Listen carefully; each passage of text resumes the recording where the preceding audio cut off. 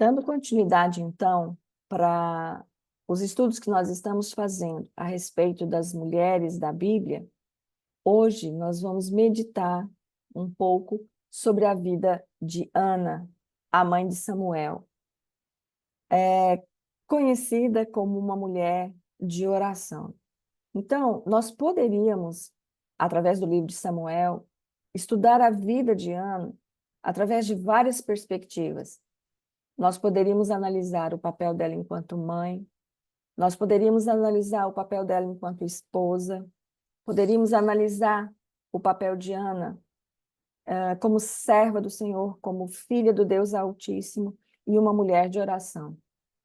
Mas, na realidade, nós precisamos estudar todas essas perspectivas do caráter de Ana, da vida de Ana, em conjunto.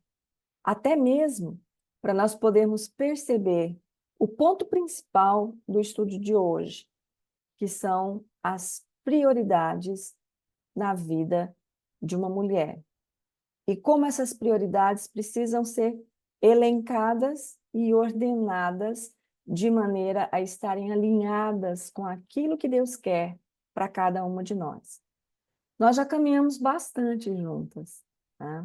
Nós aprendemos lá no comecinho, quando nós demos início ao estudo dos atributos incomunicáveis, uma das primeiras coisas que nós aprendemos é que nós fomos criadas por Deus para refletir a glória dele. E nós não podemos perder isso nunca de vista.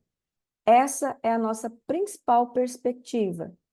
E através da vida de Ana hoje, nós vamos poder mais uma vez estudar e meditar sobre essa perspectiva. Primeira, de que nós somos filhas de um Deus Altíssimo. Um Deus que nós já estudamos alguns atributos, alguns que não se comunicam conosco, que são os incomunicáveis, e outros que ele compartilha conosco. Nosso texto base está em 1 Samuel 2, versículo 1. E eu recomendo que vocês meditem durante essa próxima semana no livro de Samuel, principalmente na parte que trata sobre Ana e a família dela. Esse texto diz o seguinte: então orou Ana e disse: o meu coração se regozija no Senhor, a minha força está exaltada no Senhor. A minha boca se ri dos meus inimigos, porquanto me alegro na tua salvação. Como é que nós poderíamos traçar um perfil de Ana? Vocês sabem que na cultura judaica o nome tem uma importância muito grande, né? Eles dão nome para os filhos pensando no significado deste nome. E o nome de Ana, ele significa graça.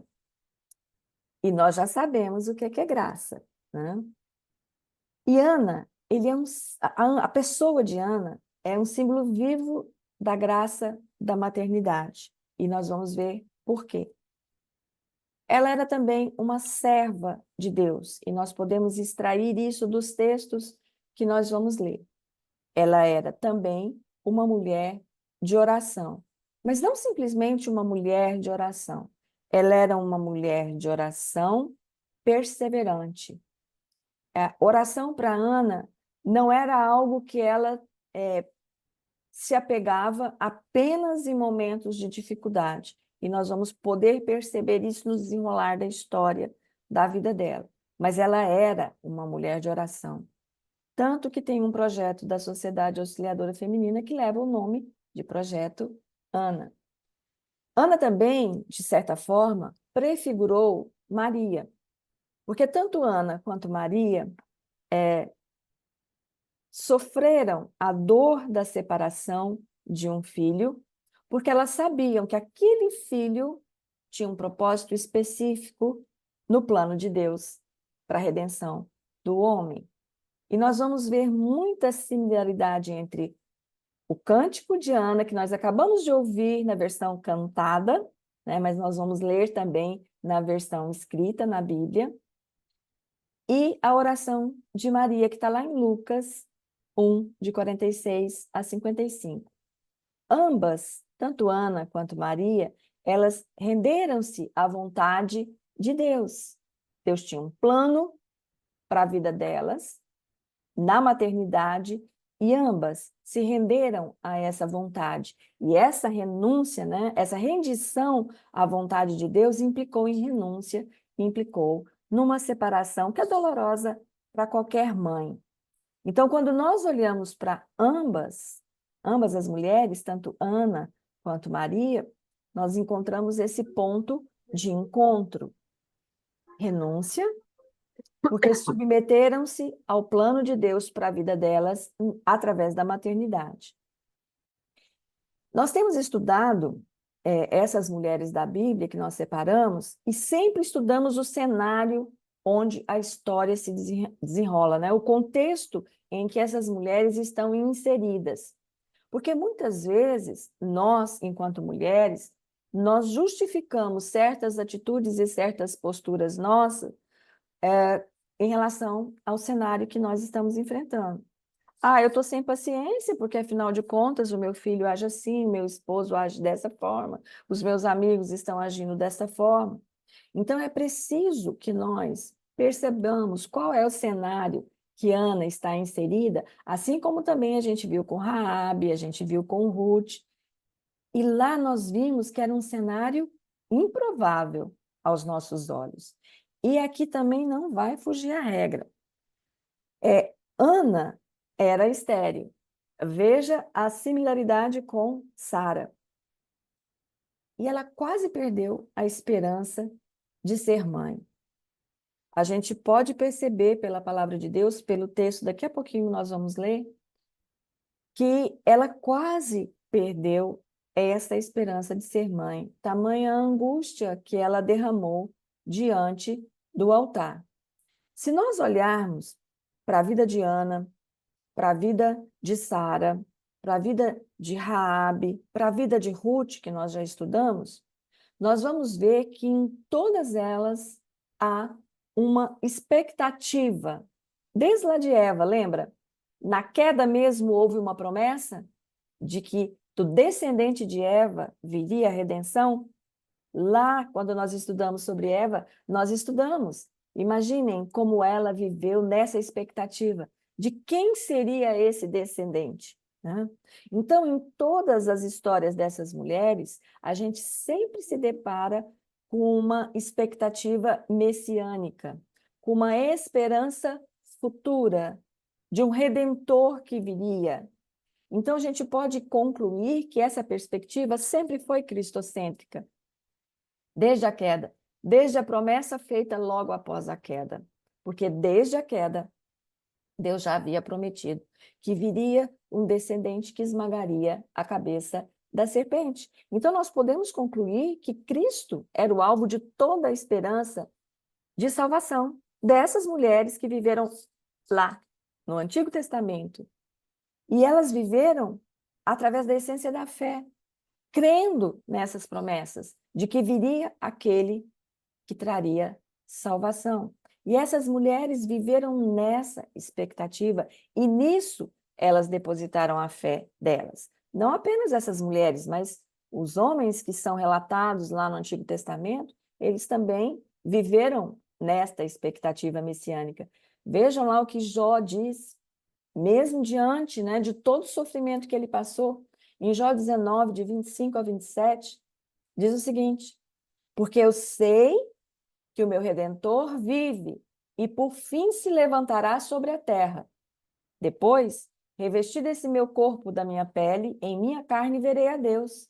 Vê-lo-ei por mim mesmo, os meus olhos o verão, e não outros. De saudade me desfalece o coração dentro de mim. Vejam a expectativa de Jó. Jesus não tinha vindo ainda, mas ele diz o quê?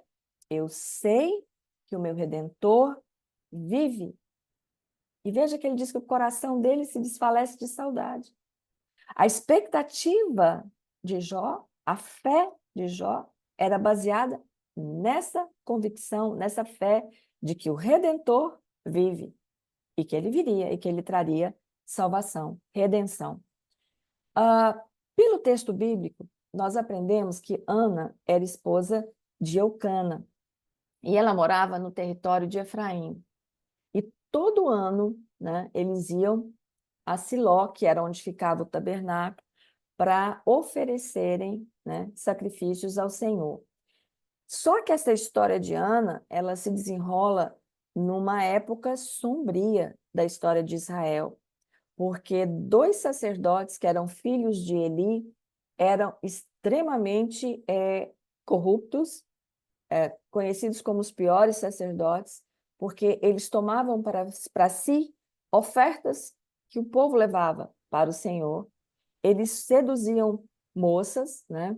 E o pai deles, que também era o sumo sacerdote, os repreendeu superficialmente, né? Nós não temos tempo hábil para ler todo o texto, mas depois vocês vejam em 1 Samuel 2, e vocês vão ter a oportunidade de ver como é que esses sacerdotes se comportavam, a ponto de, no versículo 17, a palavra de Deus dizer assim: era, pois, muito grande o pecado destes moços perante o Senhor, porquanto eles desprezavam a oferta do Senhor. Então, nós sabemos pelo texto bíblico que Ana não tinha filhos, ela era estéril. Eucana era bígamo. Lembram-se que a bigamia foi introduzida, né? E a outra mulher de Eucana era Penina, e ela tinha filhos. E por causa disso, ela provocava a Ana, ela insultava a Ana. Mas a palavra de Deus também mostra que Eucana amava profundamente Ana. Mas Ana estava em angústia por causa dessa esterilidade. Por conta deste problema, diz a palavra de Deus que ela não conseguia nem comer. Vejam o que diz em 1 Samuel 1, de 1 a 8. Houve um homem de Ramataim Zofim, da região montanhosa de Efraim, cujo nome era Eucana, filho de Jeroão, filho de Eliú, filho de Tou, filho de Zufi, efraimita. Tinha ele duas mulheres. Uma se chamava Ana e a outra Penina. Penina tinha filhos, Ana, porém, não os tinha.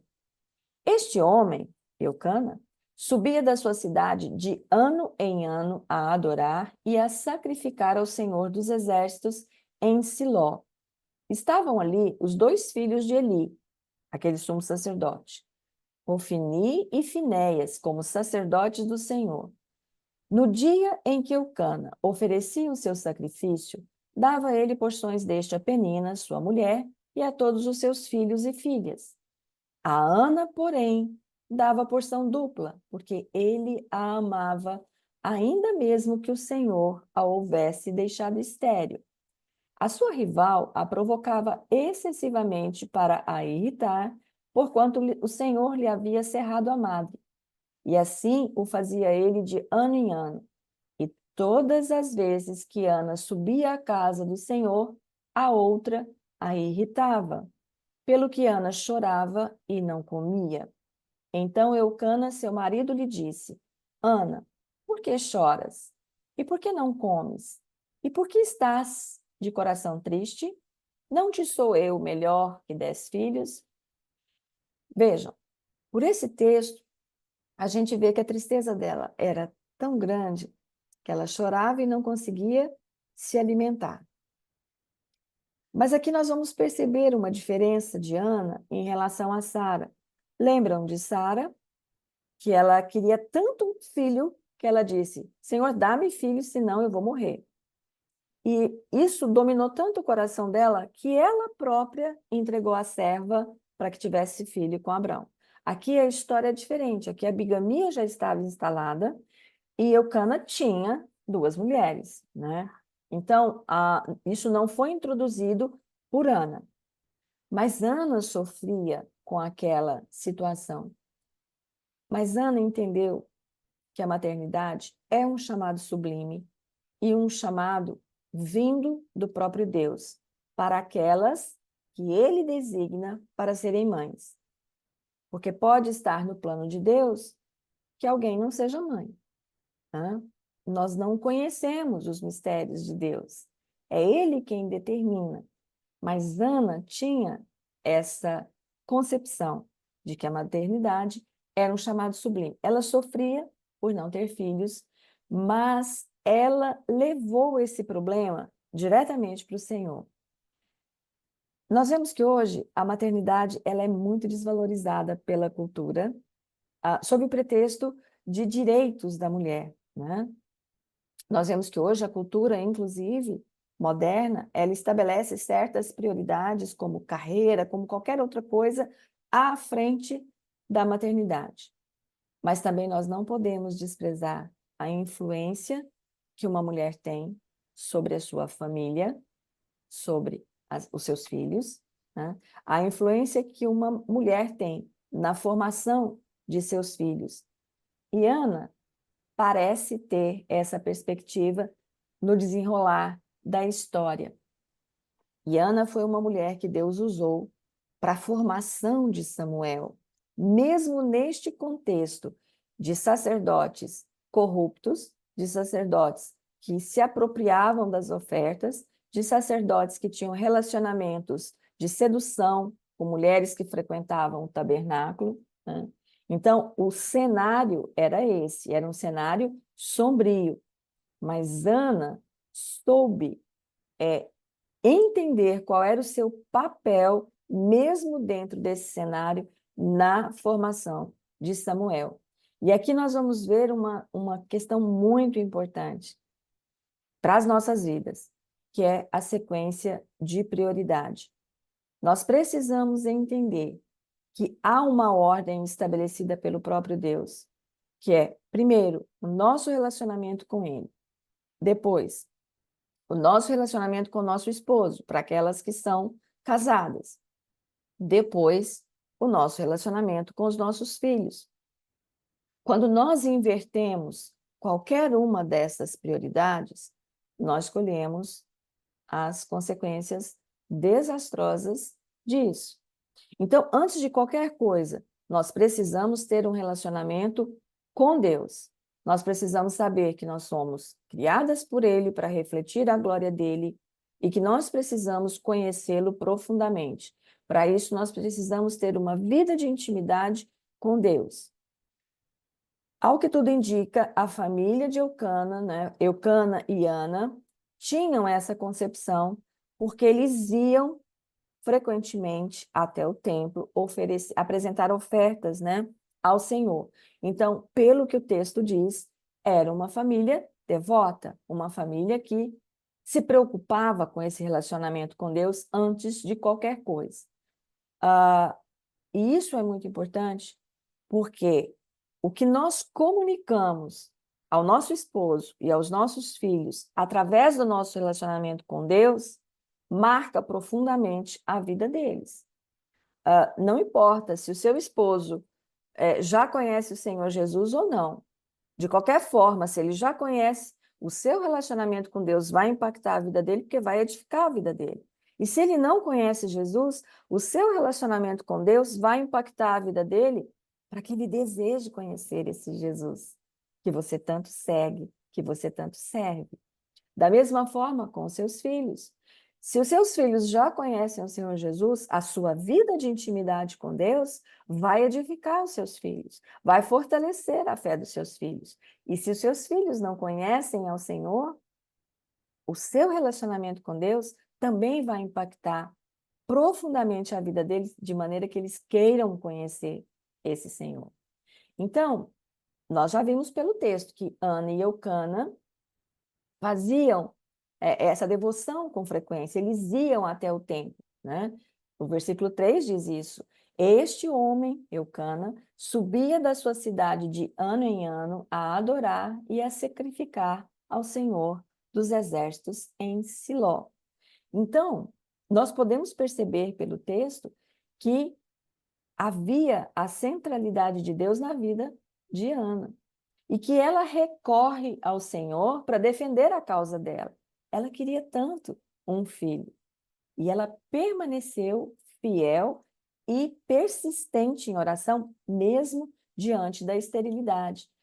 Vejam, a partir do versículo 9 de 1 Samuel 1.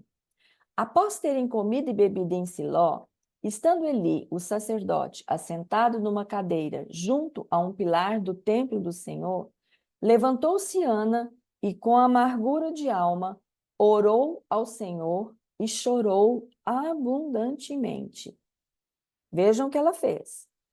Eles já tinham oferecido lá os sacrifícios, mas Ana se demora no templo, porque ela faz o quê? Ela ora ao Senhor e chora abundantemente. Ela derrama aquela sua tristeza aos pés daquele que ela sabia que podia escutar e resolver aquela causa dela. E ela fez um voto dizendo: Senhor dos exércitos, se benignamente atentares para a aflição da tua serva, e de mim te lembrares, e da tua serva te não esqueceres, e lhe deres um filho varão, ao Senhor o darei por todos os dias da sua vida, e sobre a sua cabeça não passará navalha. Demorando-se ela no orar perante o Senhor, prestem atenção, ela estava orando, chorou, conversou com o Senhor, mas diz o versículo 12, demorando-se ela no orar perante o Senhor. Então, ela gastou tempo nisso, ela investiu tempo na oração. Passou Eli a observar o movimento dos lábios. Então, Ana não estava orando em voz alta, como era o costume. Porquanto Ana só no coração falava. Seus lábios se moviam, porém não se lhe ouvia voz nenhuma. Por isso, Eli a teve por embriagada. Lembram do contexto? O contexto era de sacerdotes corruptos que se envolviam, inclusive, com mulheres, seduzindo essas mulheres. Talvez por isso, o pai deles, que era o sumo sacerdote, fez esse mau juízo de Ana, achando que ela estava bêbada. E lhe disse: Até quando estarás tu embriagada? Aparta-te de ti este vinho. Porém, Ana respondeu: Não, senhor meu, eu sou mulher atribulada de espírito. Não bebi nem vinho, nem bebida forte. Porém, venho derramando a minha alma perante o Senhor. Veja, olha a continuidade demonstrada no versículo. Ela não disse, estou derramando a minha alma. Ela disse, venho derramando a minha alma perante o Senhor, o que demonstra que Ana estava perseverando em oração, não apenas naquele momento no templo, mas ela já vinha perseverando na oração. Versículo 16. Não tenhas, pois, a tua serva por filha de Belial, porque pelo excesso da minha ansiedade e da minha aflição é que tenho falado até agora. Vejam, ela diz que ela estava tão ansiosa, tão aflita, que ela estava falando até agora, que ela estava orando até agora. Então, em outras palavras, ela estava orando na proporção da angústia dela. Será que nós fazemos isso? Será que nós oramos na proporção exata da enormidade dos problemas que às vezes nos assolam? Porque foi isso que Ana disse aqui. Então lhe respondeu Eli: vai-te em paz, e o Deus de Israel te conceda a petição que lhe fizeste. E disse ela: ache a tua serva mercê diante de ti. Assim, a mulher se foi seu caminho e comeu, e o seu semblante já não era triste. Vejam que lições nós podemos tirar deste episódio. Primeiro, Ana não foi apenas fazer a oferta. Ela se demorou no templo, se demorou orando, ela investiu tempo na oração. E ela já vinha fazendo isso há muito tempo, como o próprio texto diz. Venho derramando a minha alma perante o Senhor. Continuidade na oração, perseverança na oração, perseverança em derramar aquilo que está nos afligindo perante o altar. Vejam o que diz o final do texto. A mulher se foi seu caminho e comeu, e o seu semblante já não era triste. O que nós podemos concluir? Que ela derrama a sua alma perante o Senhor, ela entrega aquela angústia, aquela ansiedade no altar, e o que ela faz? Descansa. Ela confia. Eu entreguei para aquele que pode todas as coisas. Portanto, ela descansa. O semblante dela já não era triste. Lembram que no estudo passado eu disse a alegria nas tribulações é uma perspectiva e não um sentimento? É isso aqui. A perspectiva de Ana, eu já entreguei, eu me derramei, eu orei, eu coloquei tudo no altar. Então está entregue. Eu não tenho mais que me consumir em aflição, porque está entregue. Nós precisamos soltar, soltar, nas mãos daquele que pode resolver, daquele que pode me fortalecer. E ela vai, continua o seu caminho, come. Lembram que ela não conseguia nem comer, de tamanha tristeza ela estava sentindo? E o semblante dela já não era triste. Isso é entrega.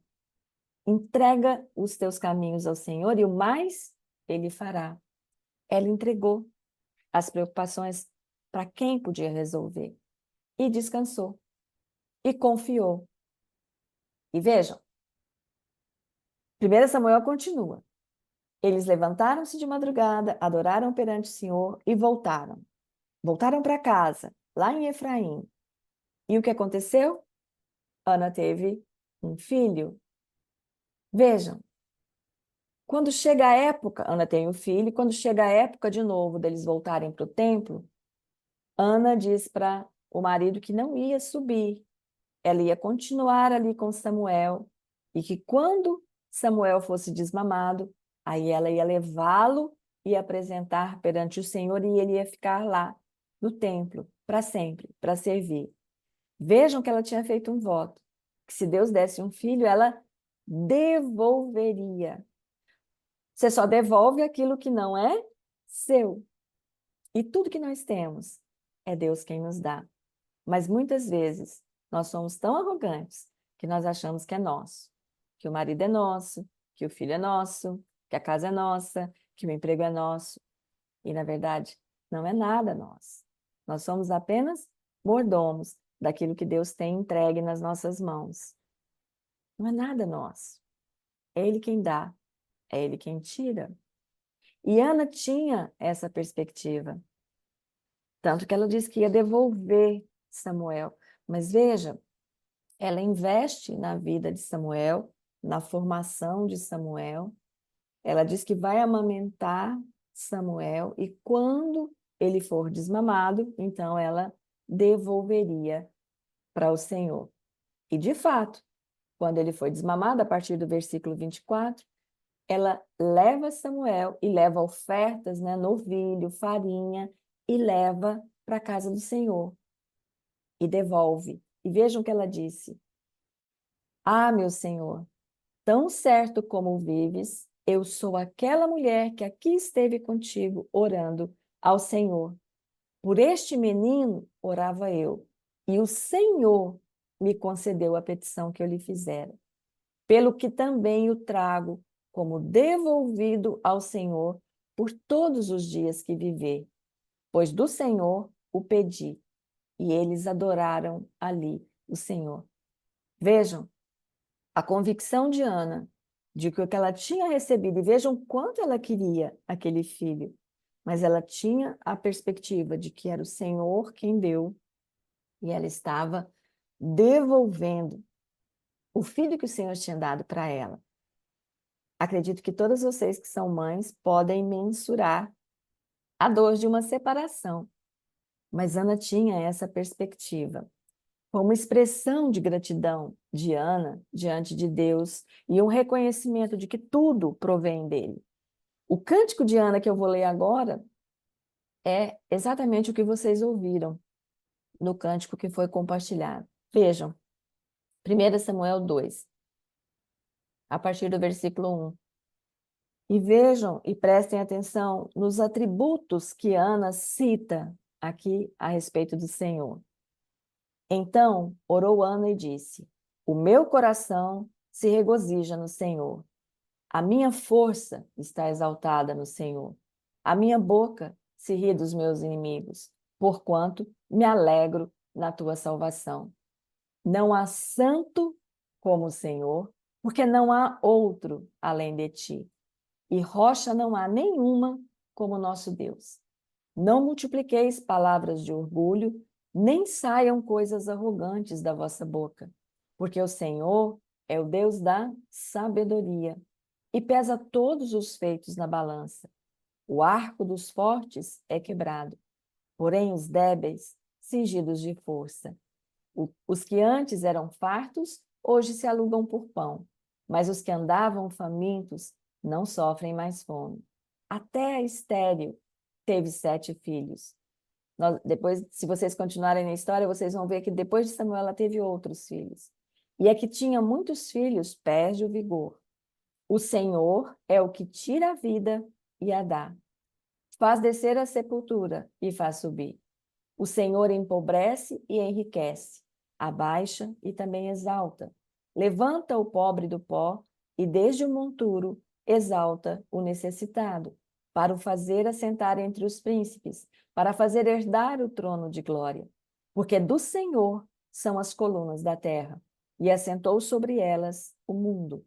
Ele guarda os pés dos seus santos, porém os perversos emudecem nas trevas da morte, porque o homem não prevalece pela força. Os que contendem com o Senhor são quebrantados, dos céus troveja contra eles. O Senhor julga as extremidades da terra, dá força ao seu rei e exalta o poder do seu ungido. É um cântico de gratidão, um cântico de exaltação ao Senhor. E eu tenho certeza que vocês puderam identificar vários atributos aqui que nós já estudamos aqui na nossa série de estudos bíblicos. Então, Ana aqui reconhece quem é Deus. Ela reconhece que ele é o Senhor sobre todas as coisas. Ele é o alicerce de todas as coisas. E ela sabia que Samuel era uma resposta viva de oração. Não é à toa que o projeto Ana é o projeto da SAF, que ora pelos filhos, né? Na SAF Ora Online na madrugada, nós temos um momento que é o momento Ana, em que as mães oram pelos filhos. E nós vimos também que Ana direcionou o rumo da formação de Samuel. E mesmo naquele contexto de sacerdotes corruptos, nós vimos que Samuel crescia em estatura e graça e ministrava ainda muito pequeno no templo, porque ele teve uma mãe que compreendeu o que era a maternidade, o que era a influência de uma mulher de oração na vida do seu filho. O amor de Ana pelo Senhor, pelo esposo e pela sua casa são as prioridades que todos nós devemos elencar nesta ordem. O nosso Deus é um Deus de ordem. Nós vimos que ele colocou ordem no caos e trouxe todas as coisas à existência. E ele estabelece para o nosso próprio bem qual é a ordem de prioridades a ser estabelecida. Então, antes de qualquer coisa, nós precisamos entender que nós fomos criadas por ele. E a ele nós devemos servir. Ele nós devemos reconhecer como Senhor das nossas vidas. Nós precisamos reconhecer que Jesus é o único capaz de trazer salvação, redenção para as nossas vidas. A partir dessa perspectiva, então, da centralidade de Deus nas nossas vidas, nós podemos também ser bênção na vida do nosso esposo, que é a nossa próxima prioridade. Através da centralidade de Deus nas nossas vidas, nós podemos entender perfeitamente qual é o nosso papel como esposa, como mulher, dentro da nossa casa, em relação aos nossos filhos. E depois, na sequência, nós vamos então olhar para os nossos filhos e através de toda essa sequência de prioridade, nós vamos ensiná-los corretamente como ser homens e mulheres segundo o coração de Deus. A maneira como nós nos relacionamos com o nosso Deus, como eu já disse, impacta profundamente a vida do nosso esposo e dos nossos filhos. E a maneira como nós, como esposo e esposa, nos relacionamos, ensina valores fundamentais para os nossos filhos. Principalmente vocês que têm filhos pequenos. Eles estão olhando para você e para o seu esposo, observando como vocês se tratam, observando o respeito que há entre vocês. E isso será fundamental na formação do caráter deles. tanto o relacionamento de vocês dois e de cada um com o Senhor, como o relacionamento de vocês dois como cônjuges. Seus filhos estarão olhando para vocês. Não vai adiantar eu falar nada com os meus lábios se o meu relacionamento com meu esposo não reflete o meu relacionamento com Deus de uma maneira saudável. E isso vai impactar a vida dos nossos filhos. Então, se nós temos algo para aprender com Ana, é essa cadeia de prioridades que nós precisamos observar nas nossas vidas. E nós não vamos conseguir fazer isso se nós não vivermos na dependência do Senhor, porque a nossa inclinação natural é fazer as coisas do nosso jeito, na força do nosso braço, na força do nosso conhecimento intelectual, e muitas vezes nós trocamos tudo. Nós invertemos essas prioridades. E não apenas as consequências virão para as nossas vidas, como também vão atingir os nossos filhos, vão atingir a nossa família de uma maneira desastrosa.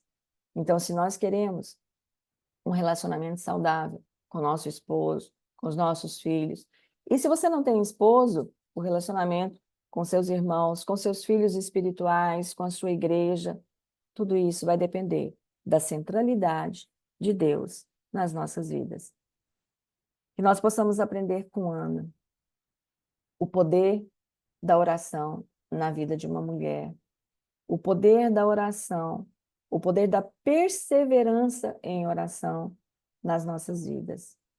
Isso pode e muda completamente a nossa perspectiva, muda as circunstâncias, e se não mudar a circunstância, vai mudar o meu coração para eu poder encarar essa circunstância na perspectiva da centralidade do Senhor.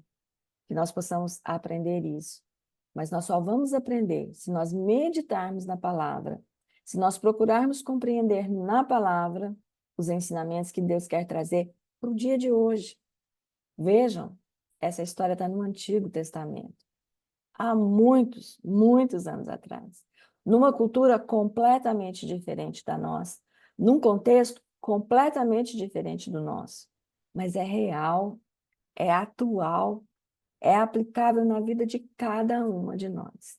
E que nós possamos compreender a maravilha da graça de Deus sendo derramada sobre nós através de uma história de uma mulher como Ana.